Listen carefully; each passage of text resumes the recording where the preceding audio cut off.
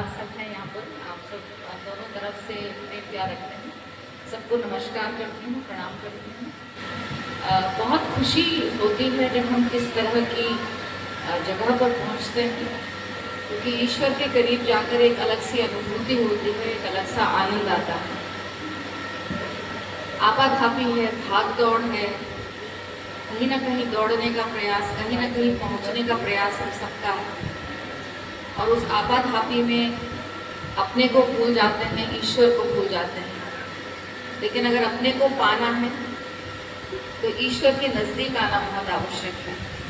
और मुझे गुरुद्वार की इस रीत या संस्कृति बहुत सुंदर लगती है कि मैं जगह जगह देखती हूँ कि इस तरह के कार्यक्रम होते हैं। कहीं भागवत हो रहा है, कहीं शंकर पुराण हो रहा है, कहीं राधा कृष्ण की बात हो रही है, कहीं रामायण हो रही है, रामलीलाएं हो रही हैं। जो हमारे ग्रंथ हैं, जो ये पुस्तकें हैं, कुछ हम बच्चे कहानियाँ भी कहते हैं, इनसे बहुत कुछ सीखने को है। खासकर आज के समय में 21वीं सदी में, जहाँ दौड़ भाग, जैसे मैंने कहा, सब दौड़ रहे हैं। कहाँ दौड़ रहे हैं, क्यों दौड़ रहे हैं, क्या पाने के लिए दौड़ रहे हैं, ये नहीं समझ पा रहे हैं, लेकिन दौड़ रहे हैं। उस वक्त बहुत ज़्यादा ज़रूरी है कि हम अपनी इन ग्रंथों से सीखें। परिवार में लड़ाई, ज़मीन को लेकर लड़ाई, पानी को लेकर लड़ाई, बिजली को लेकर लड़ाई, क्यों? एक आपने राम की कथा सुनी ही होगी, सभी ने सुनी है। आपने भरत को देखा होगा, कैसा भाई, लक्ष्मण कैसा भाई। तो ये जो किताबें हैं, ये किताबें नहीं हैं, ये जीवन को जीने की शैली सिखाते हैं। भाई भाई में कैसा प्रेम हो, माँ का सम्मान, पिता का सम्मान, घर में बुजुर्गों को किस तरह से उनसे बातचीत, कैसे उनको रखना, ये सारी चीज़ें जो हैं इन ग्रंथों से हमें मिलती हैं। और जब हम ऐसे आयोजन में पहुँचते हैं, वहाँ एक अलग एनर्जी की अनुभूति होती है। ये तो मैं मानती ही हूँ, जहाँ इस तरह की कथाएं होती हैं, ईश्वर भगवान कहीं ना कहीं बैठ के हमें सुन रहे हो, तो बहुत अच्छा है। आज बच्चे, हम डिप्रेशन सुनते हैं, हम सुसाइड सुनते हैं, ऐसी क्या चीज़ हो रही है, ऐसा किस तरह का लालन पालन हम अपने बच्चों का कर रहे हैं। ये बच्चे घबरा रहे हैं, शरीर से मजबूत नहीं हो पा रहे हैं, मन से मजबूत नहीं हो पा रहे हैं, मस्तिष्क से मजबूत नहीं हो पा रहे हैं। क्यों? ऐसा क्या चीज़ हम अपने घरों में कर रहे हैं, क्या चीज़ घर में दे रहे हैं या दिखा रहे हैं बच्चों को कि हम मजबूत नहीं हो पा रहे हैं। इसलिए बहुत ज़्यादा ज़रूरी है कि एक डिसिप्लिन घर में ज़रूर लाया जाए। और वो डिसिप्लिन सबसे पहले शुरू होता है कि पूजा नियमित करनी चाहिए। ये सीख हमने सीखी अपने माँ पिता से, मेरी दादी नानी ने हमको ये सिखाया। तो हम सब बहनों का कर्तव्य बनता है, हम माँ हैं, माँ से पहले आप एक गुरु हैं, ये याद रखिएगा। आप सिर्फ माँ नहीं, आप अपने बच्चे की पहली गुरु हैं। और बार बार ये बात कही जाती है कि माँ या गुरु ही इस समाज को दिशा दे सकता है।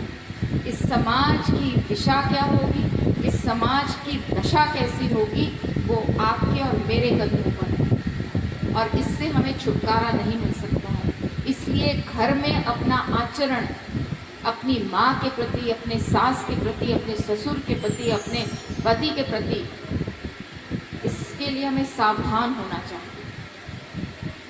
अपने बेटों को अच्छी शिक्षा दीजिए। खासकर दादियों को कहूँगी, बहुत लाड से रखते हैं हम अपने बेटों को, बेटियों को बहुत ज्ञान देते हैं, बहुत शिक्षा देते हैं। लेकिन शायद समय आ गया है जब हम अपने बेटों को सिखाएं कि घर में बहन का सम्मान करो, माँ का सम्मान करो, दादी का सम्मान करो। क्योंकि जब उसको ये चीज़ घर में सिखाई जाएगी तब आगे चलकर वो एक अच्छा नागरिक बनेगा, और अच्छा नागरिक बनने के बाद इस देश के लिए, इस प्रदेश के लिए हित में काम करेगा।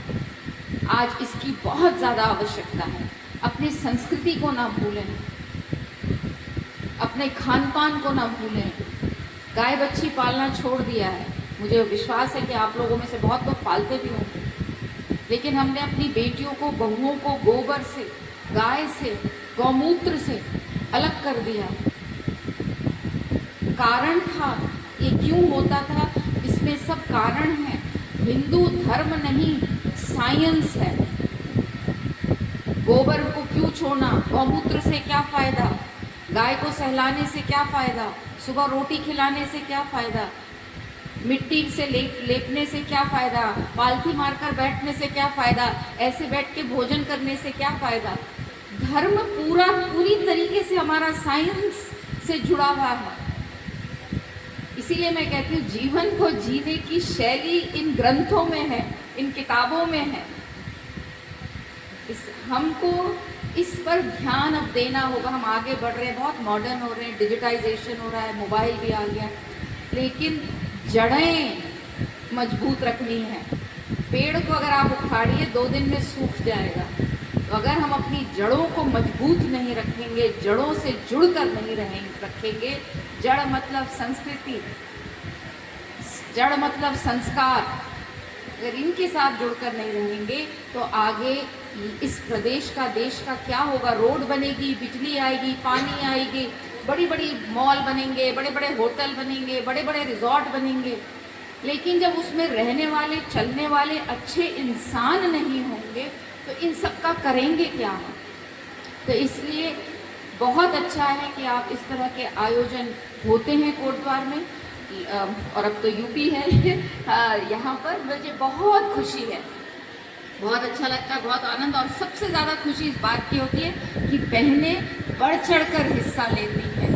लेना चाहिए, यहाँ से आपको बहुत कुछ मिलता है जो हम अपने जीवन में ला सकते हैं, अपने जीवन, अपने बच्चों के जीवन में ला सकते हैं, अपने परिवार में ला सकते हैं, जिससे हमारा परिवार खुशहाल होगा, अच्छा होगा, बहुत आगे तरक्की करेगा। आप सबको मैं बहुत बहुत धन्यवाद देती हूँ, बहुत आपका आभार व्यक्त करती हूँ, व्यासपीठ को प्रणाम करती हूँ, और सभी को बहुत धन्यवाद देती हूँ। बहुत सुंदर आप लोग बजा रहे हैं, बहुत सुंदर भजन आपने अभी सुनाया। आप सबका बहुत बहुत आभार, धन्यवाद।